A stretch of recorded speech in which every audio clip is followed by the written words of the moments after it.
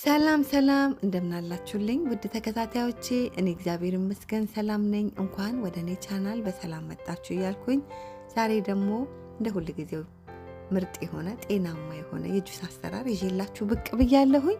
እስከ መጨረሻው ድረስ አብራችሁኝ ከኔ ጋራ ቆዩ ብዬ ስልጋበስኩ። አሁን ወደ አሰራራችን እንግዲህ ጁሱን ለመስራት የሚያስፈልጉን ግብአቶች እንደዚህ የምታዩት ስፒናች፣ እንደዚሁም ደግሞ ማንጎ፣ እንደዚሁም ደግሞ አቮካዶና ሙዝ አቅርቤ ያለሁኝ።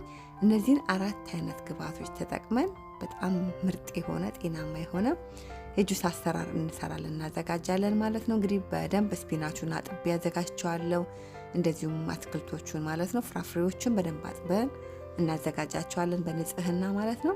በመጀመሪያ አቮካዶን እንቆርጣለን። እንግዲህ አቮካዶ ብለን ስንል በውስጡ ብዙ ንጥረ ነገሮች፣ ቫይታሚኖች ያሉት እንደዚሁም ደግሞ በፋት የበለጸገ እንግዲህ የፍራፍሬ አይነት ነው ማለት ነው። ከፍራፍሬ የሚመደብ ማለት ነው። እንግዲህ እነሱን ተጠቅመን አብሮ አንድ ላይ ሌሎችን ግብአቶቹ እንደዚህ ስፒናች ስንል ስፒናች በራሱ በውስጡ አይረን ይኖረዋል። እንደዚሁም ደግሞ ሌላም የተለያየ ቫይታሚን ኬ፣ ቫይታሚን ኢ የተለያዩ ነገሮች በውስጡ አላቸው።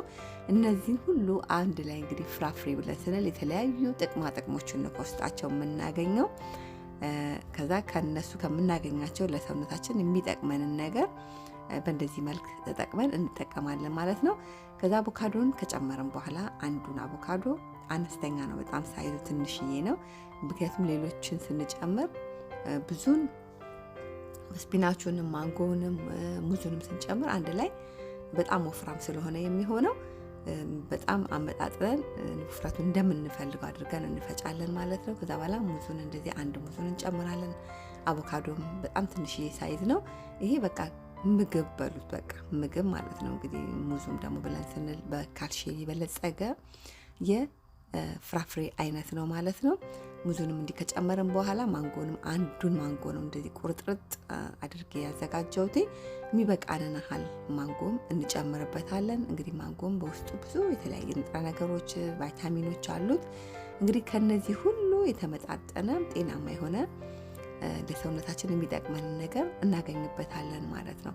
ከዛ ስፒናቹንም እንጨምራለን። ስፒናቹ እንደ አማራጭ ከሌለን ግን ስፒናቹን ማናገኝ ቢሆን በጎመን መተካት እንችላለን። ጎመንም ጁስ ይጠጣል በውጭው ዓለም ላይ እንደ ግሪን ጁስ ሆኖ ማለት ነው። በሌላ ጊዜ የግሪን ጁስ ደግሞ ጁሶች አይነት አሰራሮች ደግሞ በሌላ ጊዜ ይዤላችሁ ብቅ እላለሁኝ። ግን በጣም ልዩ ነው፣ ኃይል ይሰጣል። በጣም በውስጡ ብዙ ንጥረ ነገርና እንዲሁም ደግሞ ቫይታሚኖች አሉት። በዛ አማካኝነት በጣም ለሰውነታችን የሚጠቅመን ነገር እየደጋገምኩ ምላችሁ እሱን ነው። በመቀጠል ከአልመንድ የሚገኝ ወተት ነው እየተጠቀምኩ ያለሁት። የአልመንድ ሚልክ ወይ ደግሞ ከአልመንድ የሚገኘው ወተት ደግሞ እንደዛው እንደ ሎዝ አይነት ሆኖ ሎዝ ግን አይደለም፣ እንደዛ አይነት የሚመስል ግን በውጭ ዓለም ነው ሞር አገር ቤት ላይ አይቼው አላውቅም እኔ እውነት ለመናገር በሱ ነው። ይሄንን ደግሞ የአልመንዱን ሚልኩን በዚህ መልክ ካለዛ ደግሞ በወተት መተካት እንችላለን። ብንፈልግ በዮገርት መተካት እንችላለን። በፈለገው ነገር መተካት እንችላለን። እኔ ብዙ ጊዜ ጁስ ስጠቀም በአልመንድ ሚልክ ሞር ቴስቱ ወይም ደግሞ ጣዕሙ ጥሩ ይመቸኛል። ለዛ ነው የአልመንድ ሚልክ ብዙ ጊዜ የምጠቀመው። ከዛ አንድ ላይ ሁሉንም በደንብ እንፈጨዋለን። እንደዚህ በውጭ ሀገር ላይ የሚገኙ ነገሮች ደግሞ በሀገር ቤት ደግሞ ልናገኛቸው የማንችለውን ነገር በሌላ ነገር መተካት እንችላለን። በወተት ተዋጽኦ እንደዚህ አሁን ስፒናቹን በጎመን መተካት እንችላለን። ብዙ አይደለም የምንጨምረው፣ በጣም የተወሰነ ስለሆነ እንጨቱን አውጥተን ጎመኑን ግን ጭምር አድርገን ፈጭተን ብንጠጣው በጣም ተመራጭና በጣም ልዩ የሆነ ጁስ እናገኛለን ማለት ነው። እዚህ እንደምታዩት በጣም ወፍራም ነው ጁሱ፣ ግሪን ነው። የስፒናቹ የአቮካዶ ከለር የማንጎና የሙዙን መልክ አሸንፎት ጥሩ የሆነ አረንጓዴ የሆነው ጁሱን በደንብ ተፈጭቷል ማለት ነው።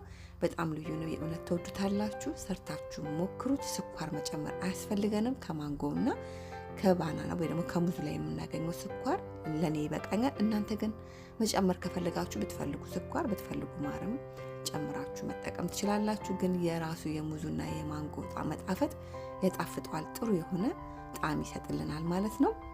እንደ አማራጭ ማለት ነው። እንግዲህ ልዩ የሆነ ጤናማ የሆነ የጁስ አሰራር ይሄንን ይመስላል። አሰራሬን ከወደዳችሁት ላይክ ማድረግ እንዳትረሱ። ላይክ ስታደርጉልኝ ስራዎቼ በቀላሉ ለሌሎች እንዲደርሱ ይረዳኛልና ላይክ በማድረግ አበረታቱ፣ ደግፉ ብዬ እላችኋለሁ።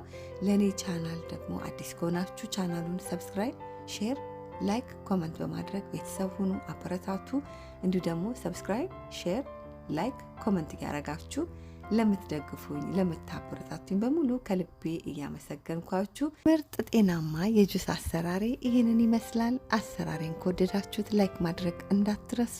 እግዚአብሔር ቢፈቅድ ብንኖር በሌላ በአዲስ ስራ ደግሞ እስክንገናኝ ድረስ በያላችሁበት ሰላም ሁኑልኝ። እግዚአብሔር ከእናንተ ጋር ይሁን።